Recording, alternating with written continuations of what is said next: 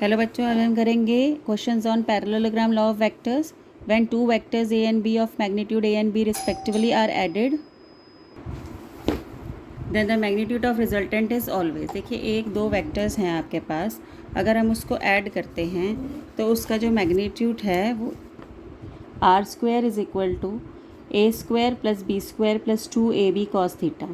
अब cos theta की सबसे बड़ी वैल्यू क्या होती है? 1 होती है। तो A square plus B square plus 2ab A plus B का होल स्क्वायर आ जाएगा इज इक्वल टू रिजल्टेंट का स्क्वायर। तो रिजल्टेंट आ जाएगा आपका ए प्लस बी। तो इससे बड़ा रिजल्टेंट नहीं हो सकता क्योंकि कॉस थीटा की वैल्यू हमने सबसे बड़ी ले ली है। तो resultant can not be greater than A plus B. तो resultant not greater than A plus B is the right answer. अब है क्वेश्चन नंबर 30।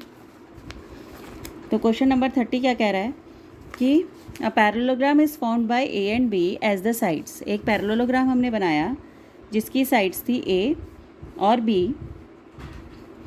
तो हम इसे पैरेललोग्राम बनाएंगे और उसका D1 और D2 डायगनल्स हैं।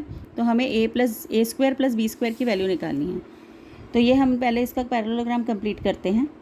ये हो गया हमारा ए, तो ये भी हो गया हमारा ए वेक्टर। ये बी वेक्टर हो गया, तो ये भी बी वेक्टर। इसको आपने D1 वेक्टर ले लेना है और इसको आपने D2 ले लेना है डायगनल। अब हम क्या करते हैं, ये वाला ट्राइंगल लेते हैं, ये वाला। तो ये है टेल से हम किसकी तरफ जा रहे हैं? हेड की तरफ। तो प्लस ए वेक्टर आ जाएगा, फिर टेल से हेड की तरफ प्लस बी वेक्टर आ जाएगा, फिर इसके अंदर हम हेड से टेल की तरफ जा रहे हैं तो माइनस D1 वेक्टर आ जाएगा इज इक्वल टू 0। तो D1 वेक्टर किसके इक्वल हो गया? ए वेक्टर प्लस बी वेक्टर के इक्वल हो गया।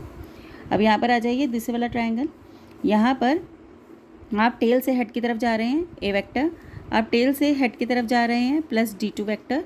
अब यहाँ पर हेड से टेल की तरफ जा रहे हैं minus B vector is equal to 0। तो D2 वेक्टर किसके बराबर हो गया? D2 वेक्टर हो गया आपका बी वेक्टर माइनस ए वेक्टर।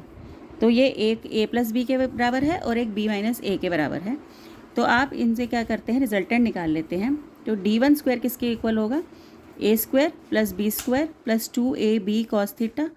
और D2 स्क्वायर किसके इक्वल होगा? A square plus B square minus 2ab cos theta. आप इन दोनों को ऐड कर लो, ये गए, और ये हो जाएगा 2a square plus 2b square is equal to D1 square plus D2 square, और A square plus B square is equal to half D1 square plus D2 square. तो ये हो जाएगा half D1 square plus D2 square.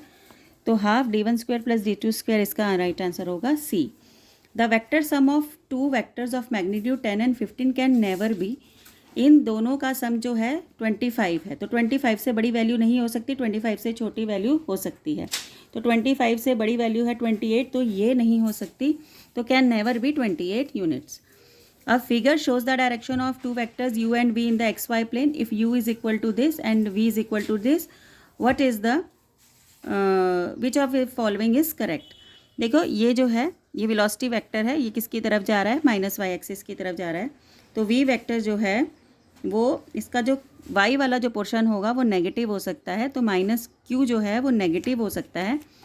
और क्या कहते हैं, ये ए और बी दोनों ही पॉजिटिव है। इस साइड जाएंगे तो ये दोनों ही पॉजिटिव रहेंगे, पी भी पॉजिटिव रहेगा।